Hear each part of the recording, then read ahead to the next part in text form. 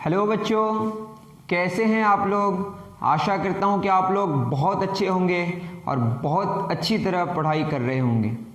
और मुझे इतनी उम्मीद तो ज़रूर है कि आप ग्रेविटेशन के जो 2 लेक्चर्स मैंने पहले रिकॉर्ड करा है उसको बहुत अच्छे तरीके से आप पढ़ के बैठे होंगे। अगर आप ऐसा किए होंगे तो आपको बहुत अच्छी तरह आज का लेक्चर भी समझ आएगा। आज हम लोग पढ़ेंगे basically universal law of gravitation, जो किसने दिया? सर आइजैक न्यूटन ने। One of the greatest law है, one of the greatest scientist भी है वो न्यूटन, और उनके बहुत सारे लॉज हैं जिसमें एक लॉ है जिसको हम कहते हैं यूनिवर्सल लॉ ऑफ ग्रेविटेशन। और ये लॉ यूनिवर्सल कैसे हो गया इसके बारे में तो डिस्कशन होगा। ठीक, हम लोगों ने क्या क्या पढ़ा है? हम लोगों ने पढ़ा है कुछ बेसिक्स के बारे में, ग्रेविटेशन कैसे कैसे हमारा आया। उसके बाद हम लोगों ने पढ़ा Kepler's law of planetary motion. कौन सा motion? Kepler's laws of planetary motion में हमने 3 लॉज पढ़ा था। क्या क्या? लॉ ऑफ ऑर्बिट्स, किसी एक फोकस में सन होता है और चारों तरफ प्लैनेट्स घूमते हैं इलिप्टिकल पाथ में। अब उसमें एक बात मैंने कहना भूल गया, अप्रॉक्सीमेटली अभी माने कि सर्कुलर मोशन है। कैसा मोशन है? अभी अप्रॉक्स कैसा मोशन माने कि सर्कुलर मोशन है। अभी आप सर्कुलर मान की बात करें तो आप देखेंगे एक आप एनसीईआरटी का जो 10.1 वाला जो है वो आप पढ़ेंगे तो बहुत सारी बातें समझ आएगी। आप एक एक लाइन पढ़ने की कोशिश करें, मुझे बहुत सही लगा इसीलिए मैं इसमें डिस्कशन करने की कोशिश कर रहा हूँ। अब यहाँ पे अगर मैं एक बॉडी को थ्रेड से, ये क्या है हमारा एक थ्रेड है या आप समझ स्ट्रिंग है, रस्सी है, ठीक है ना, रस्सी है और ये पत्थर, तो रस्सी को मैं पत्थर से के हेल्प से क्या कर रहा हूँ? घुमा रहा हूँ, तो ये घूमते रहेगा। ये मान लेते हैं कि सर्कुलर मोशन कर रहा है। तो यहाँ पे अगर रस्सी को मैं काट दूँ तो क्या ये घूम पाएगा सर्कल में? नहीं घूम पाएगा। मानते हैं कि अभी यूनिफॉर्म सर्कुलर मोशन है। कैसा मोशन है? Uniform circular motion. इसकी स्पीड कांस्टेंट है, बट हर एक इंस्टेंट में इसकी क्या चेंज हो रही है? डायरेक्शन चेंज हो रही है। क्या चेंज हो रही है बताएं? डायरेक्शन चेंज हो रही है। ठीक, अब यहाँ पे अंदर की तरफ कौन सा फोर्स लग रहा है? ये जो रस्सी फोर्स लगा रहा है, इस फोर्स को हम लोग टेंशन कहते हैं। क्या कहते हैं? टेंशन। एक्चुअली टेंशन प्रोवाइड करता है, क्या करता है? Provides centripetal force. इसके बारे में हमने डिस्कशन कर लिया है। ठीक है, अब ये मान लो घूमना शुरू कर दिया और ये मान लो 1 मीटर पर सेकंड में चल रही है पत्थर। कितना मीटर पर सेकंड में? 1 मीटर पर सेकंड में। अचानक ये घूमते घूमते यहाँ पे आके जब यहाँ आया तो रस्सी को मैंने कट कर दिया। जब कट करेंगे, क्योंकि इसकी स्पीड कितनी थी? 1 मीटर पर सेकंड, तो ये 1 मीटर पर सेकंड से क्या करेगी? स्ट्रेट लाइन पाथ में मूव कर जाएगी। क्यों मूव कर जाएगी स्ट्रेट लाइन पाथ में? क्योंकि बॉडी या कोई पार्टिकल, उसका डायरेक्शन अगर चेंज करना हो या स्पीड चेंज करना हो, इस केस में हमने क्या माना है कि स्पीड यूनिफॉर्म है, स्पीड चेंज नहीं हो रहा है, बट क्या चेंज हो रहा है? डायरेक्शन। तो डायरेक्शन या स्पीड या दोनों को चेंज करने के लिए हमें नेट एक्सटर्नल फोर्स लगाना पड़ेगा। यहाँ पे नेट एक्सटर्नल फोर्स क्या लग रहा है? टेंशन लग रहा है। क्या प्रोवाइड कर रहा है वो? Centripetal force. सेंट्रीपिटल फोर्स का मतलब एक बॉडी है जो सर्कल में घूमना चाहता है, उस सर्कल में घुमाने के लिए जो फोर्स लगता है उसको हम क्या बोलते हैं? Centripetal force. आप 10.1 में देखिएगा, मैंने यहाँ पे नोट करके भी रखा है, the force that causes this acceleration and keeps the body moving along the circular path is acting towards the centre. This force is called centripetal force. ठीक है, अगर ये फोर्स लगते रहेगा तो इसको किस में घुमाते रहेगा? सर्कल में घुमाते रहेगा। और सर्कल में घुमाने के लिए यहाँ पे कौन है? Centripetal force. Centripetal force provide कौन कर रहा है? टेंशन प्रोवाइड कर रहा है। और ये लगना बंद कब हो जाएगा? जब रस्सी को क्या कर देंगे? हम कट कर देंगे। जब रस्सी कट कर देंगे टेंशन लगना बंद हो जाएगा, सेंट्रीपिटल फोर्स प्रोवाइड होना बंद हो जाएगा और ये बॉडी सर्कल में घूमना बंद हो जाएगा, मतलब डायरेक्शन का चेंज होना बंद हो जाएगा। तो क्या होगा? जिस पॉइंट में आके हम इसके रस्सी को कट कर देंगे, उस पॉइंट में आके अब पत्थर क्या करेगा? या पत्थर यहाँ से छूट जाए तो 1 मीटर, अभी हम रस्सी के मास को इग्नोर करके बात की है, 1 मीटर पर सेकंड में वो स्ट्रेट लाइन पाथ में मूव कर जाएगा। मेरी बात समझ आ रही है? ठीक है, तो यही वाली बात अगर हम बात करें किसमें? मून के केस में क्वेश्चन पूछा गया है कि मून अगर हो, चांद है हमारा, तो चांद किसके चारों ओर घूमता है? अर्थ के चारों ओर। अभी हम सर्कल में मानते हैं कि अचानक दोनों के बीच ग्रेविटेशनल फोर्स लगना बंद हो गया। क्या ग्रेविटेशनल फोर्स होता है? दो बॉडीज हैं, उसमें भी मास है, इसमें भी मास है। दो कोई भी बॉडीज हो अगर उसमें मासेज हैं, मास तो होना कंपलसरी है। अभी बड़े तौर पे बात कर रहे हैं, कुछ स्पेशल केसेस होंगे जैसे फोटोन का रेस्ट मास 0 होता है, मैं उस पर डिस्कशन नहीं करता। मोटे तौर पे जो फिजिक्स हम लोग पढ़ रहे हैं, माइक्रोस्कोपिक फिजिक्स, इसमें अगर हम बात करें दो कोई भी ऑब्जेक्ट्स हैं उसमें मासेज होंगे, और जब मासेज होंगे तो दोनों के बीच ग्रेविटेशनल फोर्स लगेगा। कोई भी दो ऑब्जेक्ट्स हों, दोनों के बीच कौन सा फोर्स लगता है? Gravitational force. वो कमजोर होता है अलग बात है। The weakest force existing in the nature, अब तक जितने सारे डिस्कवर हुए उसमें कौन है? ग्रेविटेशनल फोर्स ही। इससे कमजोर फोर्स और एग्जिस्ट नहीं करता जितने सारे डिस्कवर्ड फोर्सेस। ठीक, अब मून और अर्थ के बीच क्या लग रहा है बताएं? ग्रेविटेशनल फोर्स लग रहा है। तो ये ग्रेविटेशनल फोर्स क्या प्रोवाइड कर रहा है? Centripetal force. ये सेंट्रीपिटल फोर्स प्रोवाइड करने की वजह से मून अर्थ के चारों ओर घूम रहा है, या प्लैनेट्स सन के चारों ओर घूम रहा है। अभी अप्रॉक्सीमेटली हम क्या मान रहे हैं? सर्कुलर मोशन मान रहे हैं, सर्कल में घूम रहा है। तो अचानक अर्थ ने बंद कर दिया ग्रेविटेशनल फोर्स लगाना, और कोई भी फोर्स किस पर नहीं लग रहा है? मून पर नहीं लग रहा। तो मून क्या करेगा? मून को घुमाने के लिए हमको क्या फोर्स लगा रहे थे हम लोग? Centripetal force. क्या कौन प्रोवाइड कर रहा था? Gravitational force. ये लगना बंद हो गया तो ये सर्कल में न घूम के किस में घूम जाएगा? स्ट्रेट लाइन में। ये जो घुमाना है ये इसको बोलते हैं टेंजेंट। ये जो है ना इसको टेंजेंट कहते हैं। तो अगर आप बुक में देखेंगे तो यहाँ पर टेंजेंट को डिफाइन किया गया है, सर्कल का किसी एक पॉइंट को टच करके जो जाता है उसको हम टेंजेंट कहते हैं। क्या कहते हैं? तो आप 10.1 में पढ़ेंगे the stone flies off along the straight line. Along the straight line, this straight line is tangent to the circular path. और टेंजेंट को डिफाइन किया गया है। किसको डिफाइन किया गया है? टेंजेंट को। तो ये बात आप अच्छे से पढ़ लें वहाँ से। तो अगर अचानक स्टोन में अगर टेंशन लगना बंद हो जाए, मतलब ये रस्सी टेंशन लगाना बंद कर दे या रस्सी को काट दें, तो वो जिस पॉइंट में हम कट करेंगे वहीं पे वो स्ट्रेट लाइन पाथ में घूम जाए चला जाएगा। क्यों? वो टेंजेंट होगा। Straight line will be tangent to the circle at that point. क्यों ऐसा होगा? क्योंकि फोर्स लगाना जरूरी है डायरेक्शन या स्पीड को चेंज करने के लिए। इसी तरह मून के भी केस में, मून सर्कल में घूम रहा था, अचानक ग्रेविटेशनल फोर्स लगना बंद हो गया तो मून भी किस में? उसी पॉइंट में फिर वो शुरू कर देगा और उस सर्कल का टेंजेंशियली सीधे वो स्ट्रेट लाइन पाथ में चलते रहेगा। एक यहाँ पे it is seen that a falling apple is attracted towards earth. Does the apple attract the earth? If so we do not see the earth moving towards an apple. अब बताओ, एक question है, अगर हम लोग यूनिवर्सल लॉ ऑफ ग्रेविटेशन में जाएंगे, बस थोड़ा सा डिस्कशन कर लें। ये बात आपको समझ आई होगी, ये दिमाग में बैठा लें और उसको पढ़ लें और अच्छे से नोट डाउन कर लें मैंने क्या कहा। इससे रिलेटेड हम लोग क्वेश्चन करेंगे।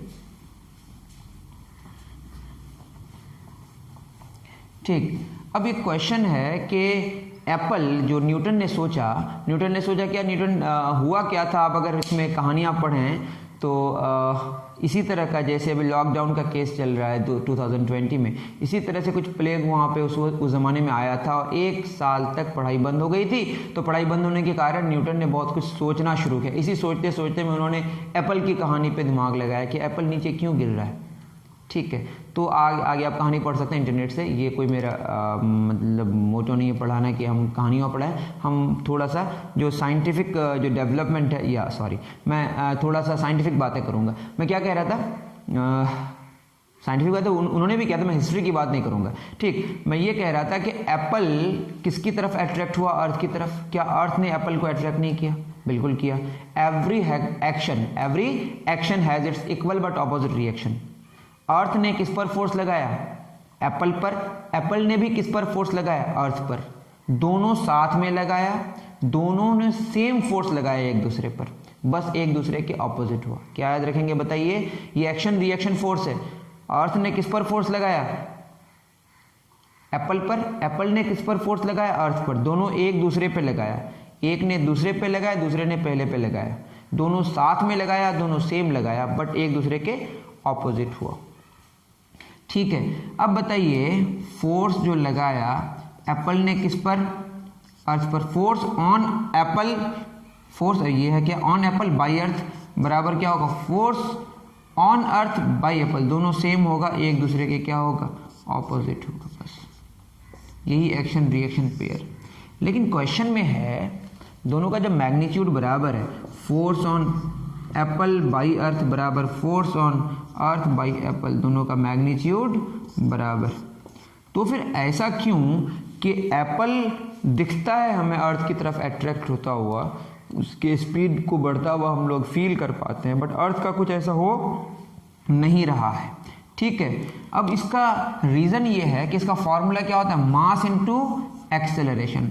तो फोर्स का फॉर्मूला क्या हो गया बताइए, मास इनटू एक्सेलरेशन। एक्सेलरेशन का फॉर्मूला फोर्स बटे मास, फोर्स तो कांस्टेंट है तो एक्सेलरेशन प्रोपोर्शनल किसका, इन्वर्सली प्रोपोर्शनल है किसका, मास का। तो जिसका ज़्यादा मास होगा उसका एक्सेलरेशन कम होगा, मास बहुत ज़्यादा तो एक्सेलरेशन बहुत कम, मास कम तो एक्सेलरेशन ज़्यादा। बताइए एप्पल और अर्थ के केस में किसका मास कम है, एप्पल का मास कम है तो उसका एक्सेलरेशन ज़्यादा है, वो फील होता है, रेस्ट से मोशन में आ रहा है, स्पीड बढ़ रहा है। लेकिन चूंकि अर्थ का एप्पल के रिस्पेक्ट में बहुत ज़्यादा मास है तो एक्सेलरेशन बहुत कम है, जिसकी वजह से रिलेटिवली देखा जाए, बात समझ आ रही है कि कोई अगर रेफरेंस अगर है, उस रेफरेंस के अकॉर्डिंग एप्पल को हम समझ पा रहे हैं कि वो अपनी स्पीड बढ़ा रहा है, क्योंकि उसका मास कम है तो उसका एक्सेलरेशन ज़्यादा है। और इस केस में अर्थ के केस में मास बहुत ज़्यादा है तो उस रेफरेंस के अकॉर्डिंग एक्सेलरेशन बहुत कम है। तो ये आप ध्यान में रखें, ठीक है ना।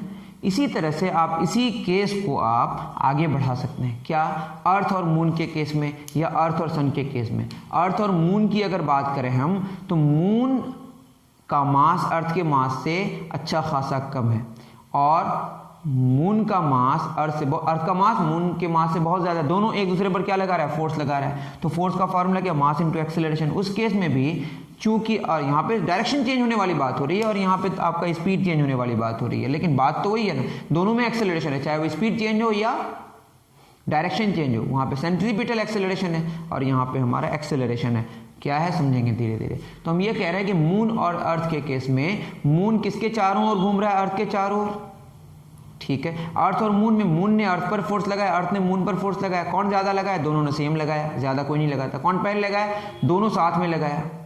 तो अर्थ ने भी मून पे उतना ही फोर्स लगाया, मून ने भी अर्थ पर उतना ही फोर्स लगाया, लेकिन हमें ये क्यों नजर आता है कि मून अर्थ के चारों ओर घूमता है। बाद में आप सेंटर ऑफ मास का केस वगैरह पढ़िएगा, अभी मोटे तौर पर बात कर रहे हैं। एक्चुअली दोनों को मिला के एक सेंटर ऑफ मास होता है, उसके अबाउट दोनों घूमता है, वो अभी डिस्कशन अभी नहीं कर रहे हैं। अभी हम बस मोटे तौर पर समझने की कोशिश कर रहे हैं कि अर्थ सेंटर है और मून उसके चारों ओर अप्रॉक्सीमेटली सर्कल में घूम रहा है। अब ऐसा क्यों कि मून घूम रहा है अर्थ के चारों ओर, अर्थ क्यों नहीं घूम रहा, चूंकि मैंने अभी बोला कि एक्सेलरेशन प्रोपोर्शनल है 1/, मास का, या एक्सेलरेशन इनवर्सली प्रोपोर्शनल है मास का। जिसका मास कम होगा उसका एक्सेलरेशन ज़्यादा होगा, जिसका मास ज़्यादा होगा उसका एक्सेलरेशन कम होगा। इसी केस की वजह से, इसी वजह से मून का एक्सेलरेशन हमें फील होता है और अर्थ का एक्सेलरेशन फील नहीं होता तो इसका भी है, बट इसका कम होता है रिलेटिवली, ठीक है। तो इतनी बात आप समझ गए होंगे, बहुत सारी बातें आप 10.1 को एकदम अच्छे तरीके से पढ़ें, उससे बहुत सारे क्वेश्चंस भी आते हैं कंपटीशन में जो हमें समझ नहीं आता। एनसीईआरटी को आप फील करके पढ़ें, समझने की कोशिश करें। तो बहुत सारी बातें हम लोगों ने समझ गया। शुरू करते हैं हम लोग यूनिवर्सल लॉ ऑफ ग्रेविटेशन, इन सारी चीज़ों की भी ज़रूरत पड़ेगी।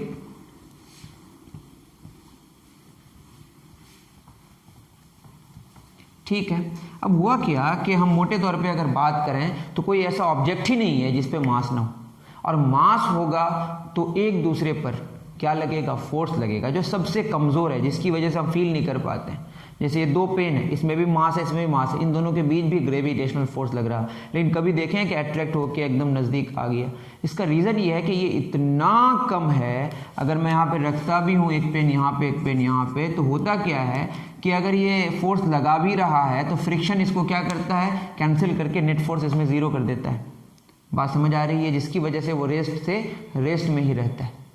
क्लियर है, तो वो वीकेस्ट फोर्स है, इसकी वजह से जो फोर्स है वहीं पे अगर चार्जेस की वजह से हम इलेक्ट्रिक फोर्स की बात करें वो बहुत ज़्यादा है, मैग्नेटिक फोर्स की बात करें वो बहुत ज़्यादा है। किसके रिस्पेक्ट में, किसके रिस्पेक्ट में, ग्रेविटेशनल फोर्स के रिस्पेक्ट में। ठीक, तो हम लोग बात कर रहे थे कि ग्रेविटेशनल फोर्स बहुत कमज़ोर है, ठीक है, लेकिन किसकी वजह से लगता है, ये मासेज की वजह से। किसकी वजह से, एक मास ऑब्जेक्ट है, दूसरा मास ऑब्जेक्ट है, दोनों के बीच और भी फोर्सेज है, मैं बस ग्रेविटेशनल फोर्स की बात कर रहा हूँ। तो दो ऑब्जेक्ट्स के बीच हमेशा क्या लगता है, एक फोर्स लगता है। वो फोर्स कौन सा है, ग्रेविटेशनल फोर्स। हो सकता है कि उस इंस्टेंट में और भी फोर्सेज लग रहे हों, बट हम सिर्फ किसका डिस्कशन कर रहे हैं, ग्रेविटेशनल फोर्स। जैसे दो इलेक्ट्रॉन्स हैं, दो इलेक्ट्रॉन्स एक दूसरे को क्या करेगा, रिपेल करेगा, किसकी वजह से, इलेक्ट्रिक फोर्स की वजह से, बट ग्रेविटेशनल फोर्स की वजह से क्या करेगा, अट्रैक्ट करेगा।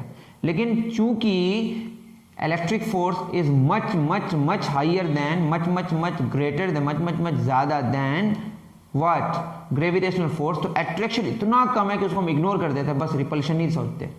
जैसे 10 न्यूटन लगा रिपल्शन और अट्रैक्शन लगा 0.0000001 न्यूटन, तो उसको हम इग्नोर कर सकते हैं। चलिए शुरू करते हैं। कैसा भी ऑब्जेक्ट है, मास होगा ही, और मास होगा तो एक दूसरे पर क्या लगेगा, फोर्स लगेगा। तो कोई भी बॉडी दूसरे बॉडी पर, कोई भी ऑब्जेक्ट दूसरे ऑब्जेक्ट पर कौन सा फोर्स लगाता है, ग्रेविटेशनल फोर्स। इसके अलावा और भी फोर्स उस इंस्टेंट में लग सकते हैं, बट हम सिर्फ किसकी बात कर रहे हैं अभी, ग्रेविटेशनल फोर्स की बात करते हैं। तो मुझे बहुत पसंद आया इसका डेफिनेशन एनसीईआरटी का, उसमें सारी बातें छुपी हुई हैं एक साथ।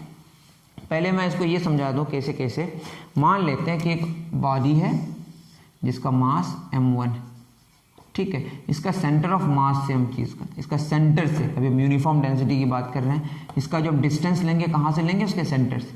दूसरा मास बॉडी है m2, इसका भी अपना सेंटर होगा, दोनों के बीच का डिस्टेंस हमने कितना लिया, r लिया मानते। r इज द डिस्टेंस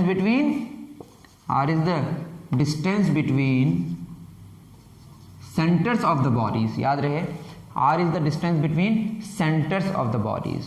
अभी इसका जो सेंटर है वही उसका सेंटर ऑफ मास मानेंगे, क्योंकि इसकी डेंसिटी को हम क्या मानते हैं, यूनिफॉर्म मानते हैं, ठीक है।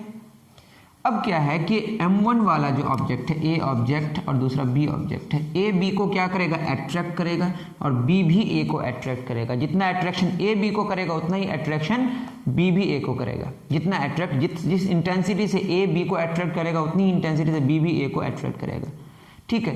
ये एक्शन रिएक्शन पेयर है। सबसे पहली बात कि जो ग्रेविटेशनल फोर्स है वो क्या है, एक्शन रिएक्शन पेयर। सारा का सारा मैं नोट करूंगा बाद में। कैसा पेयर है बताइए, ग्रेविटेशनल फोर्स, मैं थोड़ा याद रख लूँ, एक्शन रिएक्शन पेयर। ए ने किस पर लगाया, बी पर, बी ने किस पर लगाया, ए पर। और एक बहुत इंपॉर्टेंट बात, जब ए बी को लगाएगा, ऐसा नहीं है कि ए बी को क्या करेगा, अट्रैक्ट करेगा। इसको हम ऐसे बोल सकते हैं, फोर्स ऑन बी बाई ए। तो ये फोर्स लगा रहा है, कौन लगा रहा है बताइए, बी पर लगा रहा है, कौन लगा रहा है, ए लगा रहा है। तो ये हो गया फोर्स ऑन बी, किस पर लग रहा है, अट्रैक्ट कर रहा है, कौन, ए, फोर्स ऑन बी बाई ए, ऐसा लिखा जाता है। उसके बाद अब कौन लगाएगा बताइए, ए पर बी लगाएगा, फोर्स ऑन ए, ठीक है, force on A by B, एक दूसरे के क्या होगा बताइए, एफ ए बी बराबर कौन सा फोर्स, ग्रेविटेशनल फोर्स। दोनों एक दूसरे के बराबर है, बट एक दूसरे के क्या अपोजिट है। कौन पहले लगाता है, दोनों साथ में लगाता है। कौन ज़्यादा लगाता है, दोनों सेम लगाता है। और ये जो फोर्स लगेगा इसी लाइन ज्वाइनिंग में लगेगा, ये नहीं कि ऐसे फोर्स लगेगा या ऐसे लगेगा, फोर्स उसी लाइन में लगेगा। वो जो सेंटर्स जो मिला रहे हैं बॉडीज़ के, उसी लाइन में जो अट्रैक्ट, ये हमेशा क्या होगा, अट्रैक्टिव होगा, एक्शन रिएक्शन पेयर होगा, ऑलवेज अट्रैक्टिव। ये एक बहुत बड़ी बात, मैथमेटिकली ये नेगेटिव होता है, समझेंगे। जैसे दो चार्जेस हैं, एक पॉजिटिव एक नेगेटिव, क्या होता है, अट्रैक्टिव होता है, और पॉजिटिव इंटू नेगेटिव क्या आएगा, नेगेटिव। तो ये बात आप समझ रहे हैं कि ग्रेविटेशनल फोर्स जो होगा वो क्या होगा, उसी लाइन ज्वाइनिंग में होगा जिस लाइन में वो दो सेंटर्स को मिलाने से जो लाइन ज्वाइनिंग होता है, उसी लाइन ज्वाइनिंग में क्या होगा, फोर्स का डायरेक्शन होगा। तो फोर्स का डायरेक्शन उसी लाइन ज्वाइनिंग में होगा, इधर उधर नहीं होगा। ये एक बहुत इंपॉर्टेंट बात। और ये जो फोर्स है ग्रेविटेशनल फोर्स, ये दोनों बॉडी के मासेज पे डिपेंड करता है। जितना ज़्यादा मास होगा उतना ज़्यादा ग्रेविटेशनल फोर्स होगा। और ये जो डिस्टेंस है ये जितना बढ़ेगा उतना कम होते जाएगा। सबसे पहले हम लोगों ने प्रूव कर लिया कि इनवर्स स्क्वायर लॉ को फॉलो करता है। किसको फॉलो करता है, फॉलोज इनवर्स स्क्वायर लॉ। और भी कुछ पॉइंट्स हैं जो हम लोग आगे जाके डिस्कशन करेंगे। तो सबसे पहले ये किसको, इनवर्स स्क्वायर लॉ को फॉलो करता है, दैट इज फोर्स, जो ग्रेविटेशनल फोर्स है वो प्रोपोर्शनल होता है किसका, m1 इंटू m2 का। प्रोपोर्शनलिटी के बारे में अगर जानना है तो आप यूँ समझें कि इसका, जैसे मैं बोलूँ x प्रोपोर्शनल y है, इसका मतलब है कि x और y का रेशियो कांस्टेंट है, ठीक है। कांस्टेंट का मतलब ये कि x भी बढ़ेगा y भी बढ़ेगा, बट दोनों का रेशियो कांस्टेंट रहेगा। या x बराबर हम क्या लिख सकते हैं यहाँ पे, 2i। क्या लिख सकते हैं, x बराबर 2i। ठीक है, मतलब अगर प्रोपोर्शनलिटी हटा के बराबर दें तो एक कांस्टेंट देना पड़ेगा, इतना ध्यान में रखें, that is more than enough. मैं बहुत बार इस सब डिस्कशन कर चुका हूँ। तो f और m1 m2 का जो रेशियो है वो कांस्टेंट रहेगा, मतलब m1 और m2 का प्रोडक्ट बढ़ते जाएगा तो फोर्स का वैल्यू भी बढ़ते जाएगा, या सिर्फ m1 बढ़ेगा तो भी फोर्स बढ़ेगा, या सिर्फ m2 बढ़ेगा तो भी फोर्स बढ़ेगा, या m1 m2 दोनों बढ़ेगा तो भी फोर्स बढ़ेगा, लेकिन उन दोनों का जो रेशियो है, फोर्स और m1 m2 का जो प्रोडक्ट का जो रेशियो है वो कांस्टेंट रहेगा। और हमने इससे पहले और पढ़ लिया है कि प्रोपोर्शनल होता है 1/r² का, दैट इज दोनों के सेंटर्स के बीच का जो डिस्टेंस है उसके स्क्वायर का इन्वर्सली प्रोपोर्शनल होता है। तो इसको हम लोग कैसे समझेंगे, इसको 1 मान लेते हैं, इसको 2 मान लेते हैं। इसके लिए पहली बात कि कोई भी ऑब्जेक्ट दूसरे ऑब्जेक्ट पर कौन सा फोर्स लगाएगा, gravitational force. Every object in the universe, मैं पूरा का पूरा डेफिनेशन लिख रहा हूँ, मुझे बहुत पसंद आया, आप भी इसी को याद करें। एवरी ऑब्जेक्ट से बहुत सारी बातें क्लियर हो जाएंगी। Every object in the universe, ऐसा नहीं कि किसी एक की बात हो रही है, पूरे यूनिवर्स के लिए वैलिड है। यूनिवर्स के किसी भी पार्टिकल, दो पार्टिकल्स लें, दोनों के बीच क्या होगा, मासेज होंगे, दोनों का मासेज होंगे, दोनों के बीच कौन सा फोर्स होगा, gravitational force. Every object in the universe, कोई नहीं छूटेगा, इन the universe attracts every other objects. Attract करता है, ये एक इंपॉर्टेंट बात है, एवरी भी इंपॉर्टेंट है और अट्रैक्ट भी इंपॉर्टेंट, मतलब सिर्फ अट्रैक्शन होगा, रिपल्शन की बात ही नहीं है। अब कभी कभी आपको रिपल्शन नजर आएगा तो दूसरा फोर्स डोमिनेट कर जाएगा, इसलिए every in the universe attracts every other object when with a force attracts every other object, every other object with a, अच्छा डेफिनेशन है ये, विथ अ फोर्स, मतलब gravitational force, with a force which is proportional to the, जो force है which is proportional, आपको याद हो जाना चाहिए, which is proportional to the product of their masses, सही बोल रहा हूं, product of their masses and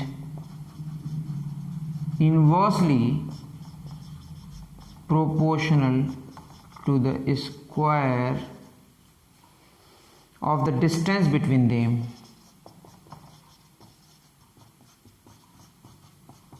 inverse square law को फॉलो करता है। और जो डायरेक्शन होगा क्या होगा, लाइन ज्वाइनिंग में होगा। The force is along the line joining, ये बहुत इंपॉर्टेंट बात, द फोर्स इज अलोंग, आप लिखते जाएं अगर देख नहीं पा रहे हैं तो, along the line joining, the force is along the line joining the centers of the bodies। line joining, यहाँ के बाद मैं हैश लगा देता हूँ, line joining the, आप वहीं से सीधे लिखते जाएं, centers of the bodies।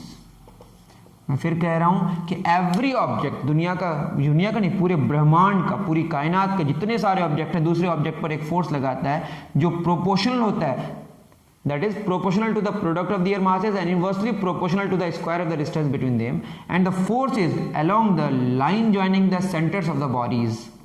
ठीक है, तो ये आपका डेफिनेशन हो गया। ये अगर अच्छे से, क्योंकि यहाँ पे पूरी बात आ गई, इसमें क्या होगा कि कोई भी ऑब्जेक्ट दूसरे ऑब्जेक्ट पर क्या लगाता है, ग्रेविटेशनल फोर्स लगाता है, चाहे वो छोटा हो या बड़ा हो, क्योंकि इसमें मास होगा, जो कि प्रोपोर्शनल होता है उसके मासेस के प्रोडक्ट का, और इन्वर्सली प्रोपोर्शनल होता है उसके स्क्वायर, उसके डिस्टेंस के स्क्वायर के। ठीक, और जो फोर्स होगा उसी लाइन ज्वाइनिंग में लगेगा, ये एक इंपॉर्टेंट बात हो गई। तो इतना आप नोट डाउन करें, फिर आगे बढ़ते हैं।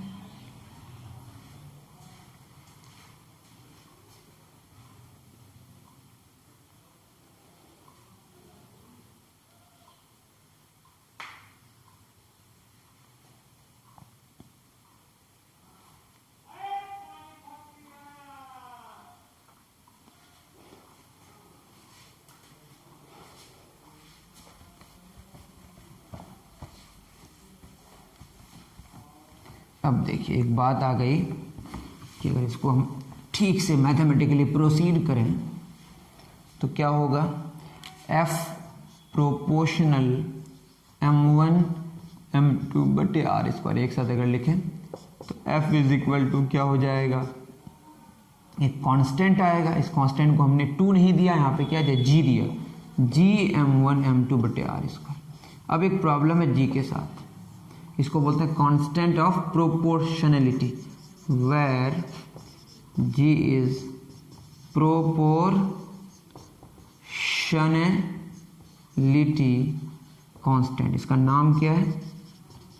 known as universal gravitational constant. आप जानते होंगे यूनिवर्सल ग्रेविटेशनल कांस्टेंट, नाम से ही समझ आ रहा है कि ये इंडिपेंडेंट होता है। क्या होता है? इसमें एक अच्छी बात ये है कि और भी फोर्सेस पढ़ेंगे हम लोग, इलेक्ट्रिक फोर्स, मैग्नेटिक फोर्स, ठीक है। इलेक्ट्रिक फोर्स की बात करेंगे तो वो मीडियम पर डिपेंड करेगा और ये मीडियम इंडिपेंडेंट फोर्स है।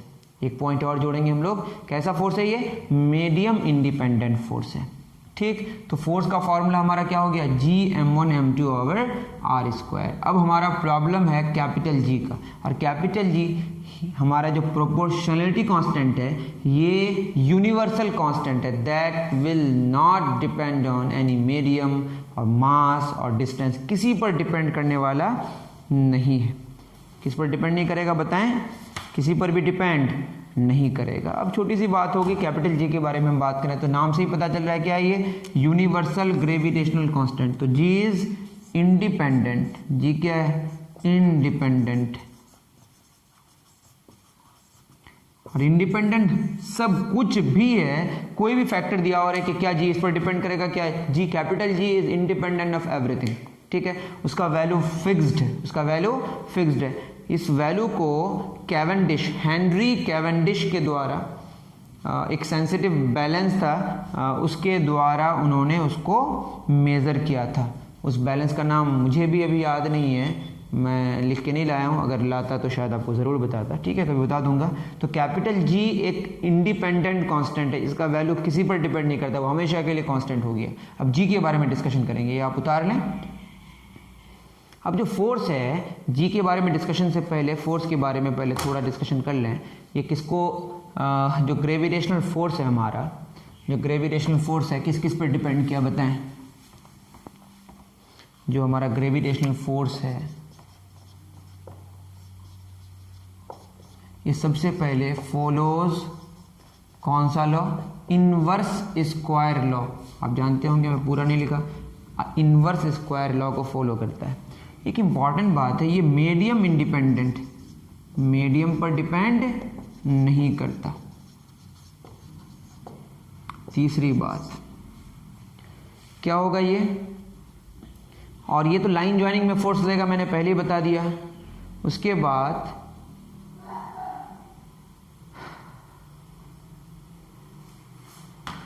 बाद सेंट्रल फोर्स होगा,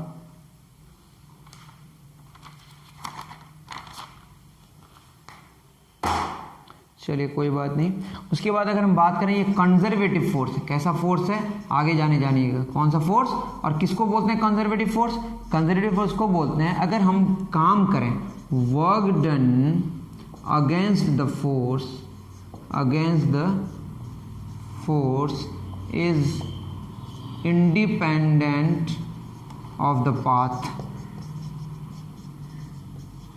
डिपेंड्स ओनली ऑन, ये बाद में हम समझेंगे, depends only on initial and final points. Initial अगर जानते हैं तो अच्छी बात है। तो अगर वर्क करें किसी, जैसे मैं इस पेन को नीचे से ऊपर की तरफ लेके जा रहा हूं, तो हम किसके अगेंस्ट वर्क कर रहे हैं? ग्रेविटेशनल फोर्स के अगेंस्ट वर्क कर रहे हैं। इसके अगेंस्ट जब वर्क करेंगे वो पाथ पर डिपेंड न करे, वो सिर्फ इनिशियल पॉइंट और फाइनल पॉइंट पर डिपेंड करे, तो ऐसे फोर्स को हम कंजर्वेटिव फोर्स कहते हैं। जैसे फ्रिक्शन नॉन कंजर्वेटिव फोर्स है। तो आप यूँ ध्यान रखें बस कि ग्रेविटेशनल फोर्स एक कंजर्वेटिव फोर्स है। चौथा एक बहुत ही इंपॉर्टेंट बात, ये सेंट्रल फोर्स है। ये और भी एक आपके लिए कॉम्प्लिकेटेड बात हो गई, लेकिन याद रखना है कैसा फोर्स है ये? सेंट्रल फोर्स है। कैसा फोर्स है? Central force. सेंट्रल फोर्स में क्या होता है, इसमें एक इम्पॉर्टेंट बात है कि इसमें जब मोशन जब होगा, अगर सेंट्रल फोर्स की बात करें तो एंगुलर मोमेंटम नाम की कोई चीज़ होगी। क्या होगी? एंगुलर मोमेंटम कंजर्व रहता है। अब एंगुलर मोमेंटम क्या भला है? कोई बहुत बड़ी बात नहीं है, चिंता ना करें। आप जब अभी मानते हैं कि मैं सर्कल की ही बात करूं, तो ये जो r है ये एक बॉडी है, इसकी मास है, ये चलेगा तो इसकी वेलोसिटी होगी, तो मास इनटू वेलोसिटी। और ये जो नॉर्मल डिस्टेंस है mvr, मतलब मोमेंटम और नॉर्मल डिस्टेंस को जो मल्टीप्लाई करेंगे इससे क्या निकल के आता है, एंगुलर मोमेंटम। आप बस इतना ही ध्यान रखें, मोमेंटम को उसके फिर क्रॉस में आ जाएंगे तो बहुत टेंशन होगा। अभी आप यूँ समझे, मोमेंटम का यूनिट है किलोग्राम मीटर पर सेकेंड, उसको उसके नॉर्मल डिस्टेंस से मल्टीप्लाई कर देंगे तो क्या आएगा, एंगुलर मोमेंटम। क्या आएगा, एंगुलर मोमेंटम। इसका यूनिट से आप समझ पाएंगे एंगुलर मोमेंटम, किलोग्राम मीटर पर सेकेंड, तो इसका मोमेंटम का हो गया इनटू मीटर, या इसका यूनिट क्या हो जाएगा, किलोग्राम मीटर स्क्वायर पर सेकेंड। ठीक है ना। आप यूं समझें, मोमेंटम जो हम लीनियर मोमेंटम पढ़ रहे हैं, एक एंगुलर मोमेंटम नाम की भी कोई चीज़ आएगी, एंगुलर मोमेंटम नाम की भी कोई चीज़ आएगी। अब ये बताएं कि वो जो सर्कल में घूमा या एलिप्टिकल पाथ में घूमा, वो जो हमारा रास्ता होगा, वो जो हमारा जो मोशन है, वो मोशन क्या, 3D मोशन नहीं, 2D मोशन है, प्लेनर होगा। क्या होगा, मोशन प्लेनर होगा। जब भी एंगुलर मोमेंटम कंजर्व रहेगा तो मोशन क्या होगा, ये इंप्लाई करेगा मोशन कैसा होगा, बोलें प्लेनर होगा, मोशन प्लेनर होगा। और दूसरी बात, इसमें क्या कांस्टेंट रहेगी, एरियल वेलोसिटी, जो आप पढ़ चुके हैं, एरियल वेलोसिटी कांस्टेंट रहेगी। तो आप यूं समझें, एंगुलर मोमेंटम कंजर्व रहने के लिए मोशन को प्लेनर होना पड़ेगा और एरियल वेलोसिटी कंजर्व रहेगा। तो ये जो तीन केसेस आपको दिख रहे हैं, इसमें जो इन्वॉल्व होगा फोर्स, वो कौन सा फोर्स होगा, सेंट्रल फोर्स होगा। और ग्रेविटेशनल फोर्स क्या है, सेंट्रल फोर्स। अब इतना याद रखें, इसमें एंगुलर मोमेंटम कंजर्व रहता है, इसमें जो मोशन होगा वो प्लेनर होगा और एरियल वेलोसिटी कांस्टेंट होगा न्यूटन का, सॉरी केपलर का जो सेकंड लॉ है उसी में हमने बात कर ली है। और तो इसमें कोई बात नहीं बची, इतना नोट डाउन करें फिर आगे बढ़ते हैं।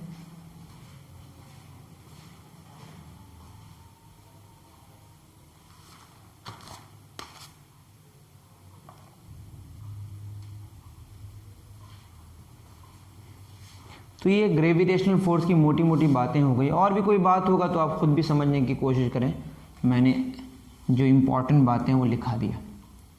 ठीक है।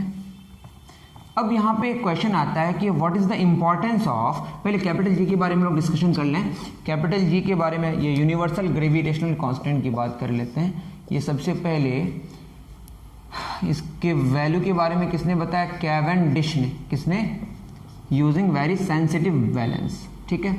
अब ये कैपिटल जी अगर हम देखें, F इज इक्वल टू क्या आया हमारा, G m1 m2 over r square. और ये तो इंडिपेंडेंट है, आप जानते ही हैं क्या है ये, इंडिपेंडेंट ऑफ एवरीथिंग। जैसा भी क्वेश्चन आपको बहकाए, ये किसी पे डिपेंड नहीं करता। तो F इंटू आर स्क्वायर बटे m1 इंटू m2 बराबर कैपिटल जी। तो कैपिटल जी क्या हो जाएगा, F इंटू आर स्क्वायर बटे m1 इंटू m2। अब बताएं फोर्स का यूनिट क्या, न्यूटन।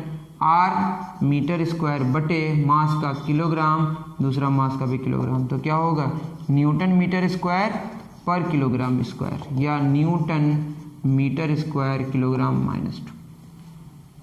ठीक है। और इसके वैल्यू को जो मेजर करके बताया गया, वो बताया 6.67। किसने किया, कैवेंडिश ने, into 10 raise to the power of -11, बहुत छोटा है। और यूनिट तो लिखना पड़ेगा, newton metre square per kilogram square. Note down कर लें। और जो क्वेश्चंस हैं, वो क्वेश्चंस का सेशन हम अलग से करेंगे, क्योंकि यूनिवर्सल लॉ ऑफ ग्रेविटेशन में बहुत सारे क्वेश्चंस हैं। अभी अगर करेंगे तो आप थोड़ा सा कंफ्यूज कर जाइएगा, तो लेक्चर बहुत लंबा हो जाता है, जिसकी वजह से मैंने थ्योरी करा, फिर उसके बाद हम कुछ क्वेश्चंस करेंगे। इसको करें नोट डाउन। हम लोग पढ़ेंगे फिर importance of the universal law of gravitation, जो आपको एनसीईआरटी से पढ़ना है, बस मैं बता दूंगा। इसको करें note down. Done. 1 2 3। Capital G के बारे में बताया, इंडिपेंडेंट ऑफ एवरीथिंग है, कैवेंडिश ने किया यूजिंग वेरी सेंसिटिव बैलेंस। वहां से जी का फॉर्मूला लेके आया, वहां से फोर्स का newton metre square per kilogram square. इसका वैल्यू एकदम एग्जैक्टली याद रखना है, 6.67 into 10 raise to the power of -11 newton metre square per KG square. ठीक है, बहुत ईजी। इसमें अगर और थोड़ा सा और अगर जानने की कोशिश करें तो कैपिटल जी का क्या आया बताइए, न्यूटन। इसका यूनिट है, ऐसा यूनिट मैं लिख नहीं रहा हूँ, आप समझ जाए कि ऐसा यूनिट की बात कर रहे हैं, पर किलोग्राम स्क्वायर। न्यूटन का मतलब मास इंटू एक्सेलरेशन, जो फोर्स का यूनिट है ये, तो kilogram metre per second square. ये आप समझे, न्यूटन किसका यूनिट ऑफ फोर्स है, और फोर्स का फॉर्मूला मास इंटू एक्सेलरेशन, तो मास का किलोग्राम, एक्सेलरेशन का मीटर पर सेकंड स्क्वायर, वही हमने लिखा है न्यूटन की जगह, into metre square into kilogram minus 2, kilogram पे पावर 1 है, 1 माइनस 2 क्या हो जाएगा -1, किलोग्राम -1, मीटर पे पावर 1 2 3 सेकंड -2, ये भी आपका क्या हो सकता है यूनिट। यहाँ पे किलोग्राम मास का यूनिट ऐसे लिखते हैं, m पे पावर -1, मीटर लेंथ का, l पे पावर 3 सेकंड टाइम का, t पे पावर -2, इसको हम क्या बोलते हैं, डायमेंशनल फार्मूला। मैं एक बार देख लूँ, kilogram metre per second square, metre square, kilogram -2 1 -2, kilogram -1, metre 3, और देख लीजिएगा गलत होगा तो ठीक है। ये बात हो गई किसकी, कैपिटल जी की। एक एक्स्ट्रा बात मैंने बता दिया, और कैपिटल जी इंडिपेंडेंट, एक कैपिटल जी है, बाद में स्मॉल जी पढ़ेंगे, वो डिपेंड करेगा। ये क्या है हमारा कैपिटल जी, ठीक। इससे रिलेटेड जो भी हमारे क्वेश्चंस होंगे वो हम लोग कब करेंगे,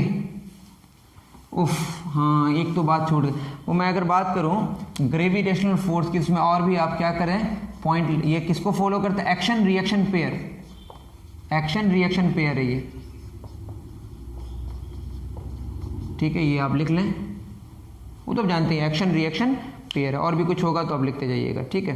एक्शन रिएक्शन पेयर क्यों है, क्योंकि अगर हम बात करें एप्पल और अर्थ की, तो अर्थ ने किस पर फोर्स लगाया, एप्पल पर, एप्पल ने किस पर फोर्स लगाया, अर्थ पर, दोनों साथ में लगाया, दोनों सेम लगाया, बस एक दूसरे के क्या लगा, ऑपोजिट लगा, ठीक है, इसका ख्याल रखें। मैंने और भी बहुत सारा डिस्कशन पहले ही कर दिया है।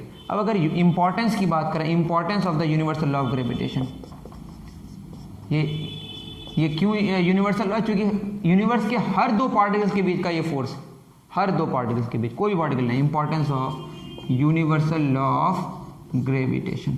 क्या इंपॉर्टेंस है, अगर आप एनसीईआरटी पढ़ें, the universal law of gravitation successfully explain several phenomena which were believed to be unconnected. सबसे पहला, the force that binds us to the earth, हमको अर्थ से जो बाइंड करके रखा है, पकड़ के कौन रखा है, ये ग्रेविटेशनल फोर्स की तो वजह से है ना।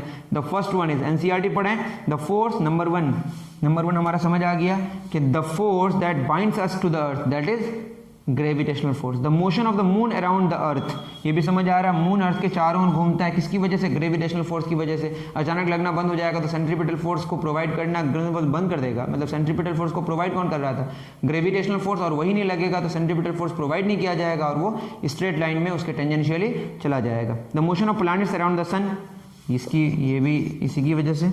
उसके बाद the tides due to the moon and the sun, moon और सन की वजह से जो टाइड होता है, हाई टाइड लो टाइड, ये किसकी वजह से, ग्रेविटेशन की ही वजह से होता है। ये नेचुरल फिनोमिना है, जो one of the most important, सारे के सारे बहुत इंपॉर्टेंट फिनोमिना है जो नेचर में पाया जाता है। और नेचर में पाने की वजह क्या है, ग्रेविटेशनल फोर्स। और इसको, इसके मैग्नीट्यूड को, इसके फॉर्मूले को, इसके कौन लेके आया, सर आइजैक न्यूटन। इसके पीछे बहुत हिस्ट्री है, बहुत लोगों ने वर्क किया, बस न्यूटन ने वर्क किया है बिल्कुल गलत बात है, बहुत लोगों ने वर्क किया, न्यूटन ने आके कंक्लूड किया, उससे पहले केपलर आए, टाइको ब्राहे आए, उससे पहले भी बहुत सारे साइंटिस्ट आए, आर्यभट्ट भी आए थे, उन्होंने सबसे पहले बताया था कि ये हीलियोसेंट्रिक है, सन सेंटर में और प्लैनेट्स चारों तरफ घूमता है। तो बहुत सारी कहानियाँ हैं, आप चाहें तो इंटरनेट से बहुत सारी कहानियों को पढ़ सकते हैं, कहानियाँ पढ़ें। और नेक्स्ट हम लोग क्या करेंगे, यूनिवर्सल लॉ ऑफ ग्रेविटेशन से रिलेटेड न्यूमेरिकल्स करेंगे और भी बहुत सारा डिस्कशन करेंगे। तो अभी के लिए इतना ही, मिलते हैं नेक्स्ट वीडियो में, नेक्स्ट लेक्चर में।